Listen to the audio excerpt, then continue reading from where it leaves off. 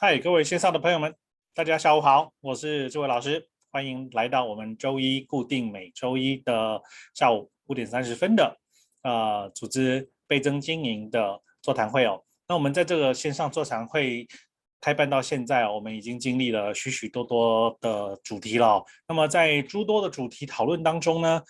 我们有几个轴线啊，在这个课程当中呢，想要跟大家做分享的。当然，我们也很欢迎大家在这个线上的座谈的过程当中呢，不是只听我说，你们如果有任何的提问呢，也欢迎大家可以提出你的提问出来，我们来进一步的讨论。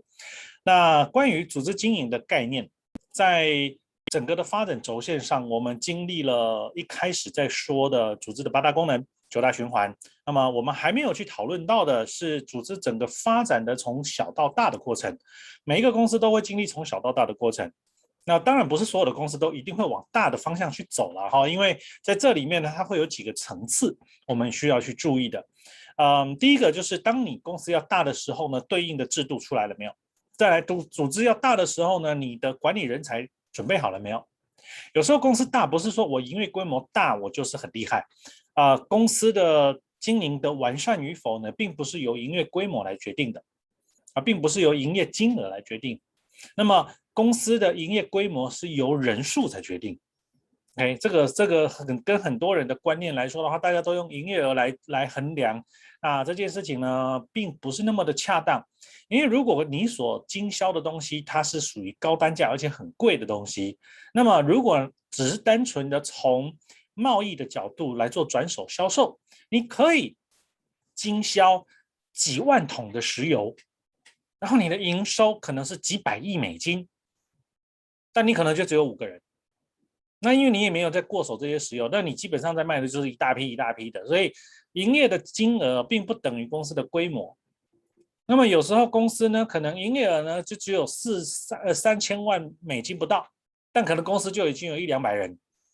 所以这个时候呢，你以营收的金额来恒定一个公司的规模呢，它并不能够拿来做准所以我们需要将整个公司的组织经营呢放在人数的多寡来做决定。那么当然，人数的多寡也会牵涉到它的功能是否复杂，所以这里面它就打开了许许多多的讨论跟条件了。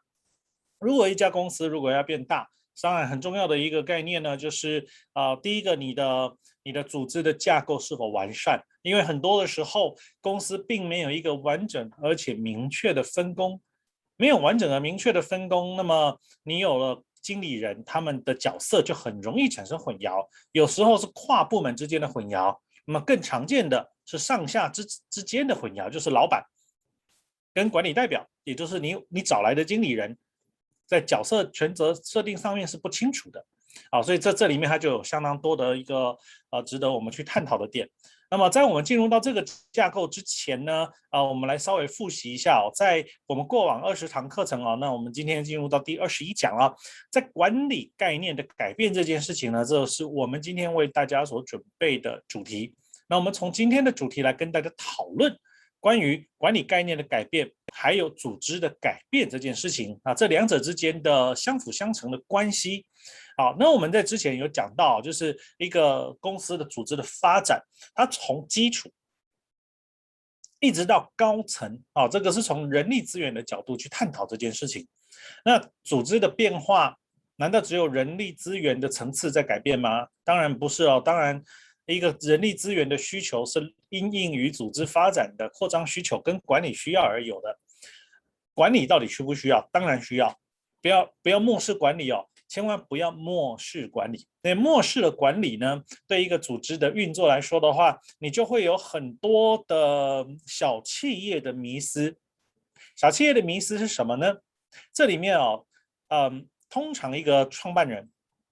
他在公司规模小的时候，他一定叫得出每个人的名字。当他公司在大的时候呢，他还是努力要记得所有人的名字，并且希望能够叫得出来。当公司已经数千人的时候呢，这件事情基本上他已经做不到了，但他也是渴望能够做到叫出每个人的名字。这个观念，这个期望，从人本的角度来说是正确的，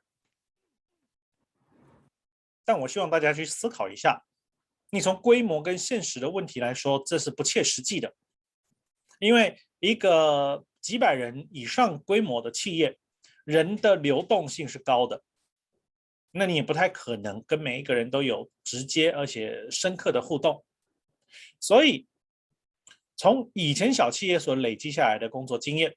我们称为经营者或者创办人的一种惯性，他会希望透过我是一位大家长来对每个人都好，因此每个人到了年度的绩效考评的时候呢，他来打分数；到了年终奖金的时候呢，他来发奖金。但殊不知，他根本不知道上面这个人是谁，然后绩效到底如何，他也无法打出分数来。我常常遇到一个状况，我请一个小型企业，大概30-40个人的部门的主管，他只是带他的部门就已经有30-40个人，我请他打分数，帮每个人做评分。他说我有困难，因为他的困难来自于他根本不认识每个人，他纵使叫得出他们的名字，他也不知道他们平常是怎么工作的。因为工作的本身涉及到你需要天天跟着他一起参与工作的表现，你能够看到他在做什么。可是身为一个30-40个人的团队的管理者，他在做的很多事情是决策，他实际上的工作是协调、做计划、做发布、做审查、资源分配等等的一些相关的事务。一般来说的话，都不是操作性的工作，而是协调性的工作。那他的团队是执行团队，请问在这样的一个状态之下，他要如何去帮人家去评分数呢？这就有困难了。那么再来就是当他要给奖金的时候，他要如何会知道团队的奖金要怎么给，谁应该拿得多，谁应该拿得少，这个就是现实上的问题。所以当公司的规模哪怕只是一个部门到了30-40个人的时候，他都已经无能为力了。你可以想象，如果一个组织一个事业体已经发展到数百人甚至上千人的时候，这个老板还维持着同样的习惯，每到年底的时候，他要帮所有人打绩效分数跟新打年终奖金，你知道这件事情是多么的令人感到不可思议吗？所以这也是我们常常在企业辅导的过程当中会见到的一个现象。我想，如果在您公司还小的时候呢，你听这件事情你会觉得很合理。但当公司变很大的时候，你会觉得说哇，还这么做的时候，就你会觉得有点不可思议。但事实是，真的还是有很多的人是这么做的。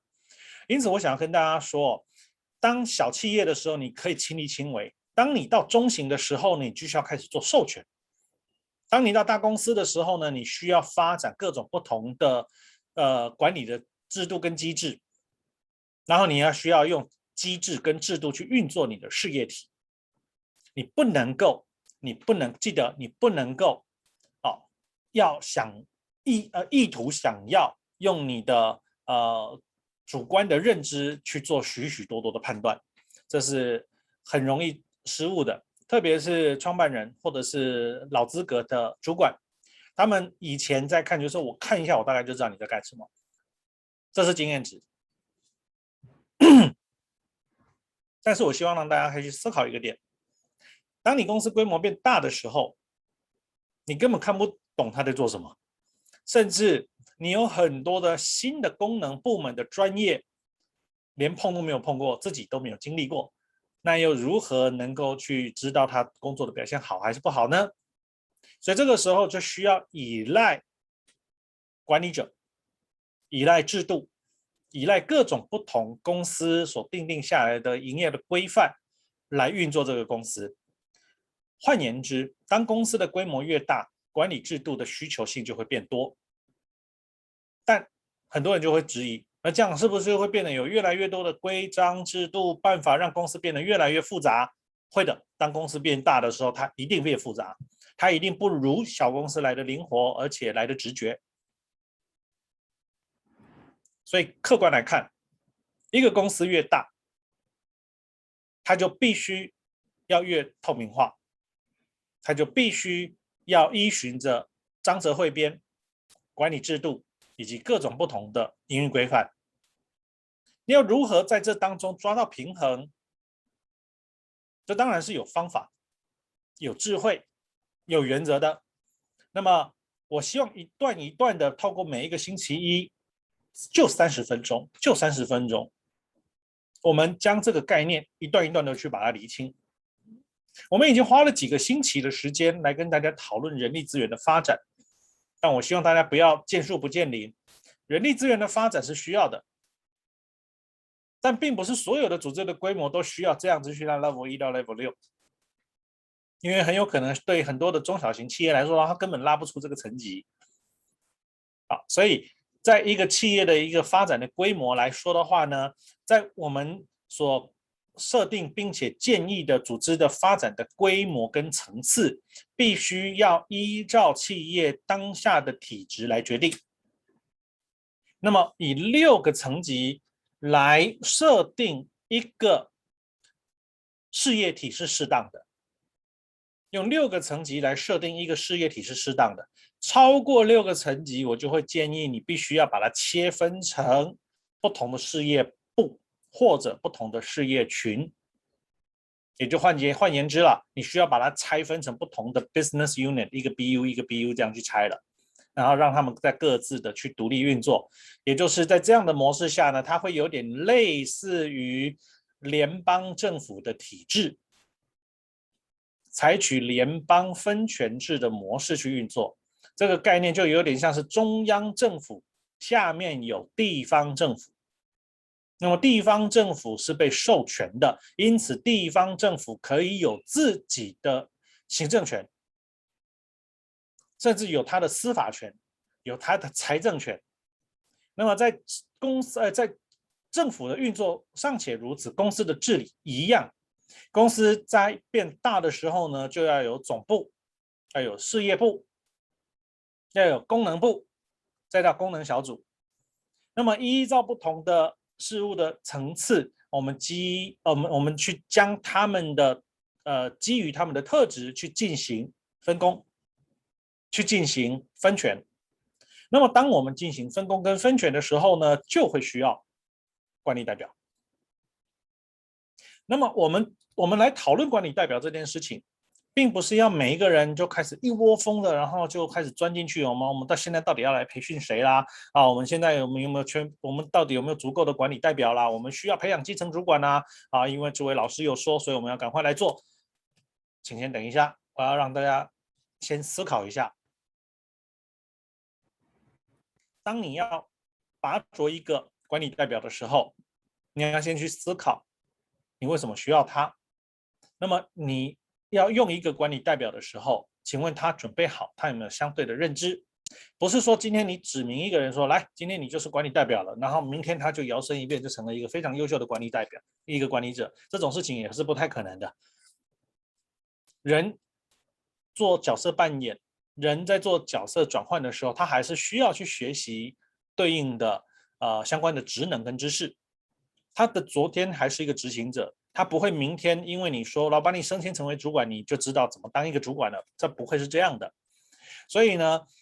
这种思维模式呢，我们必须要把它适度的放下，因为过去有很多的人是用这样的方法在拔擢干部的。那么用这样的方法在拔擢干部，第一个它会让干部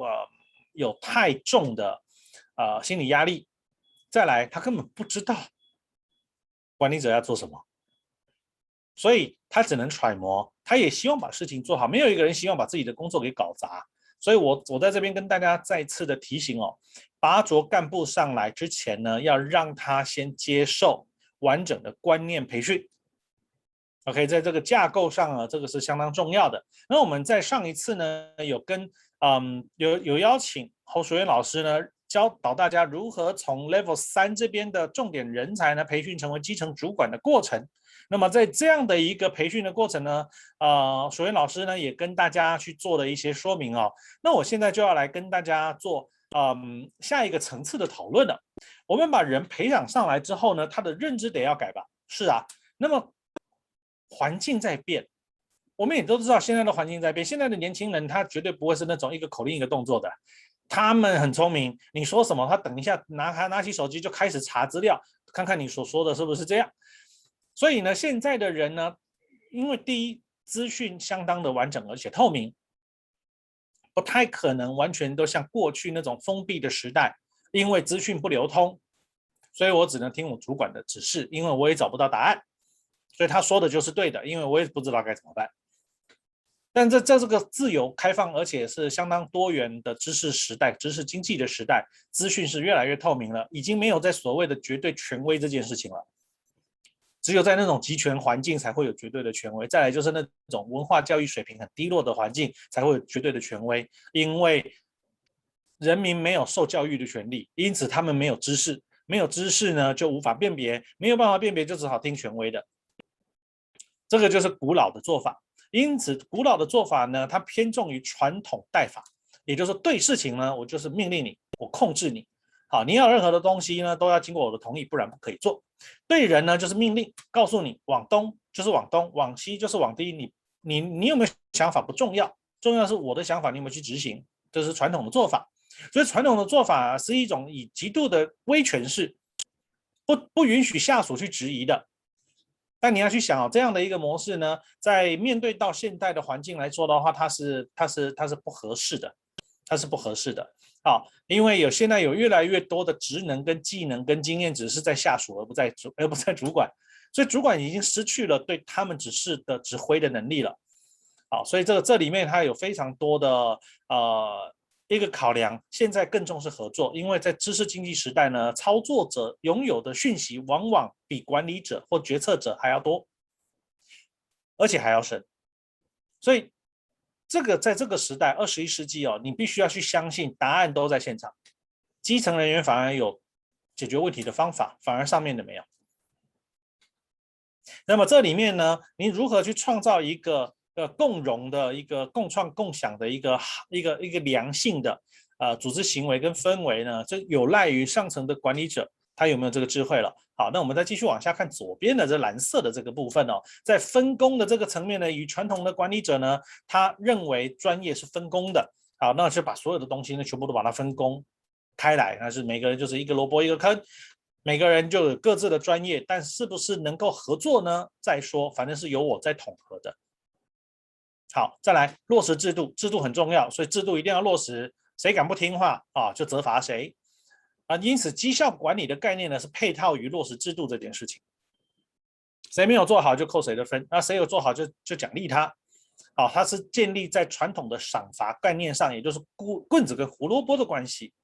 那么能力来说的话呢，专业再加上人去做到这样的一个发挥，也就是说人跟专业是在一起的。这个人有专业，我就让他来做；他要没有专业的话，那我就不信任他。所以以前学历有用的关键就在这边，因为以前教育不普及嘛，谁有那个大学的文凭，谁就知道说他有这方面领域的专业。可是呢，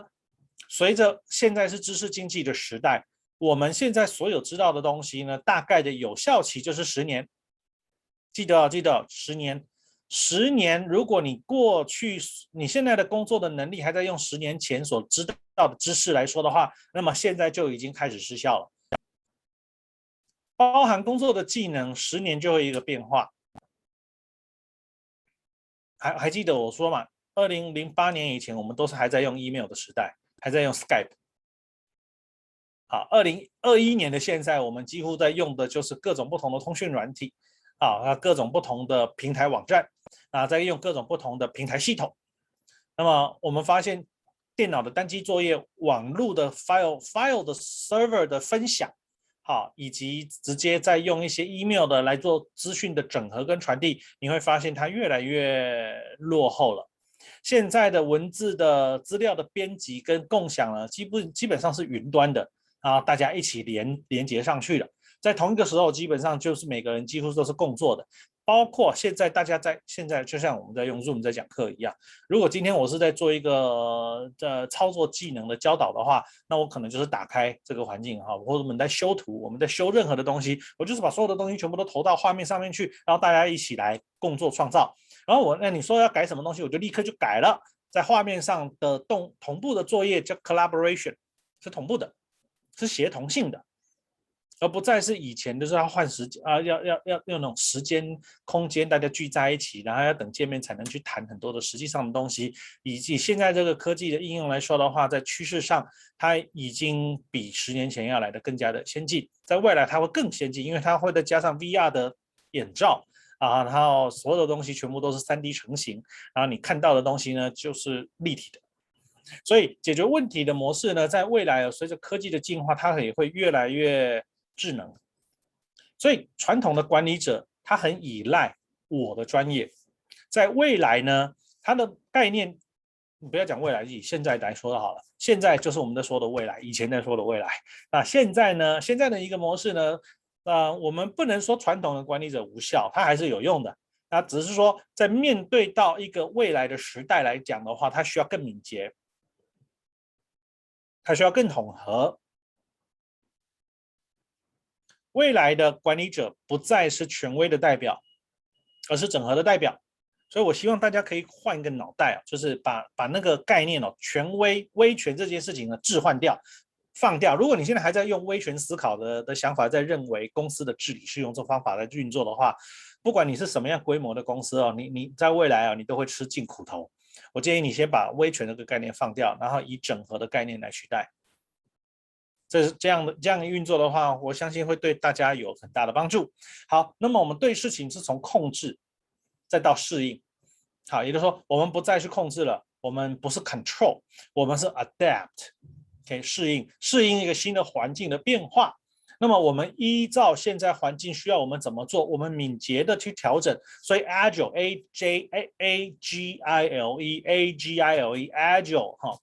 agile 是一个敏捷式的思维。Agile Principle 敏捷原则，我建议大家去网络查一下。我今天不会讲敏捷，那近期也不会讲敏捷了，因为我这边在讲的是组织倍增嘛。但是我会去帮大家延伸敏捷的概念，是你需要去 study 的，你要去了解。好，那关于敏捷的概念呢，它在讲的就是快速的去掌握现在的状态，知道现在什么有效，什么没效，没效的放掉，有效的拿来继续用，然后再以有效的再继续往前走，继续改变。什么改变最有效，我们就用哪一套。它是非常务实而且相当客观的。主观的判断计划性质的方式呢，计划只是做参考用的，真正在做的是调整，不是笨笨的照计划执行。就好像说你要办个运动会，办个路跑，你明明知道台风要来了，那我们按照计划行事吗？就是继续路跑咯。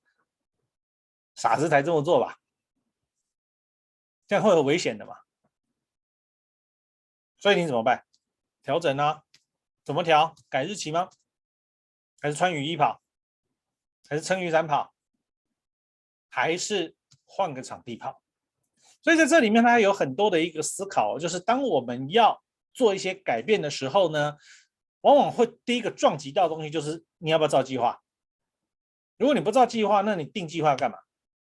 所以以前那种计划执行的概念，它会把很多人框在那个地方，但计划并没有错，只是说现实的变化呢，会让计划变得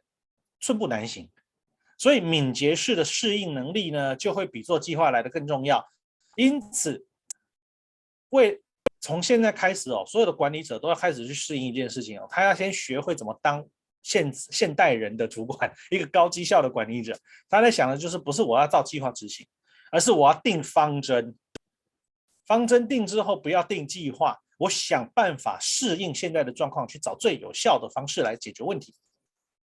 只要事情能够往前推就可以了，你不要死死板板的去照计划做。对人呢，也不再是命令了，而是引导他。这个牵涉到就是领导学的概念了，沟通跟表达。以前不沟通也不表达了，以前要揣摩上意。我建议大家把这4个字忘掉。我到现在还有人在讲，就是你要去揣摩上意啊。我说是什么时代还揣摩上意？现在是敏捷的时代，是一个适应的时代。什么事情行得通行不通，要赶快讲。很多人就很怕讲，为什么怕讲？因为他活在一个威权的时代的时候，他怕讲，因为什么？他讲了以后呢，会被处罚的。当他会被处罚的时候，他就不敢讲，那宁可听话，也不要讲实话。所以，一个威权的环境会塑造大家隐藏、隐匿，然后没有办法去讨论，因为他不能讨论，他就会僵化了很多的运作。所以呢，你必须要引导你的团队呢，从听命令到能够思考。那么在一个集权而威权的环境之下，大家因为太害怕犯错，因为犯错会有他没有办法去承担的后果，所以他就不想要犯错，他就放弃思考。当他一直都有犯错的恐惧，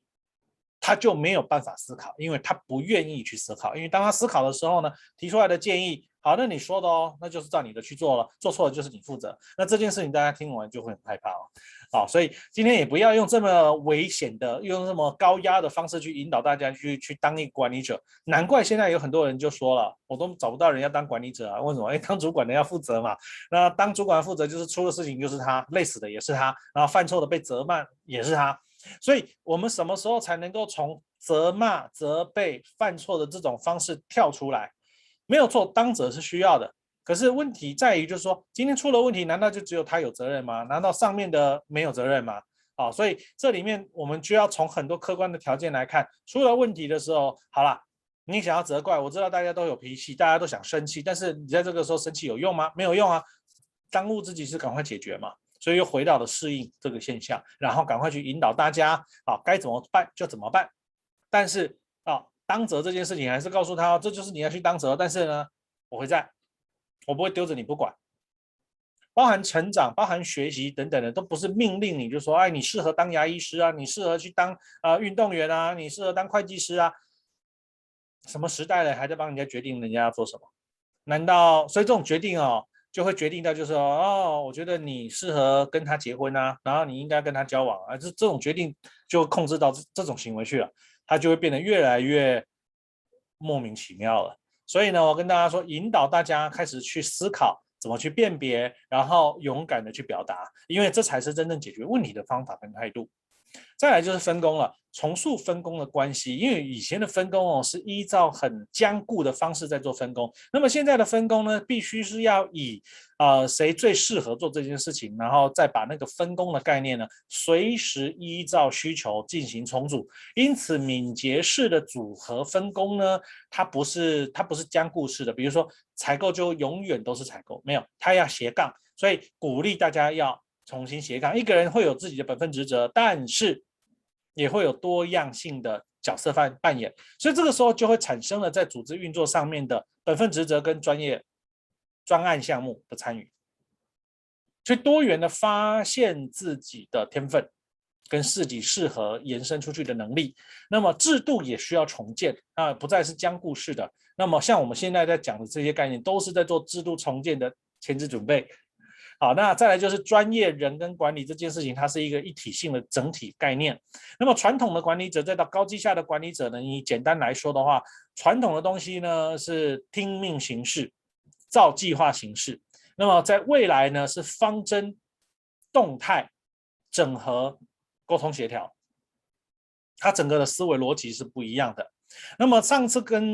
让大家听侯淑媛老师跟大家所说的这些概念那我就不在这边多做重复的讲解跟说明了。那么你也可以发现，那为什么要拉这一张图出来？就是侯淑媛老师的讲，你看中间的这个观察项目，是不是就是持续学习、适应嘛？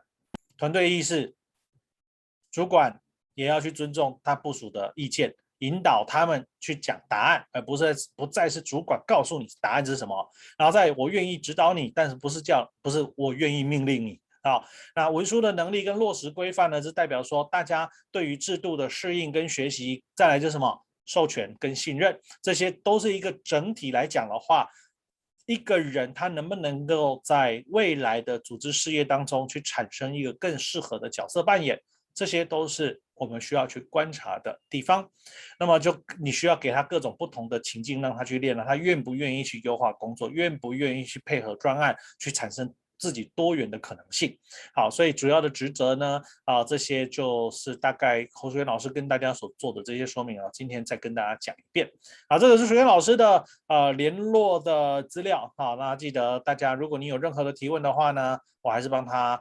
广告一下。就是你可以去联络他。那你有任何想要去问的公司在培养基层干部的这些想法呢，也可以去联络他一下。那么今天跟大家所说的最主要的，也就是从组织的一个整体的一个变化，很快的先帮大家带出一个概念跟构想。我们下一次要来跟大家讲的内容会是什么嘞？预告一下，下一次要来跟大家说的内容呢，会是一个小型企业到中型企业，再到大型企业，从人到事到管理制度的改变。这个是一个蛮大的话题哦。好，那就欢迎大家记得要留时间。如果这个话题呢有吸引你的注意力的话呢，就邀请大家我们下个星期一起继续来参与这个研讨会跟说明分享。好，那今天就为各位讲解说明到这里了。如果大家有任何的想法呢，也欢迎大家可以私讯我，或者在我们的 Facebook 上面的留言区呢留下你的宝贵的意见。OK， 那我们就下周见了。非常感谢大家今天的参与，我是这位老师，谢谢，我们下周见，拜拜。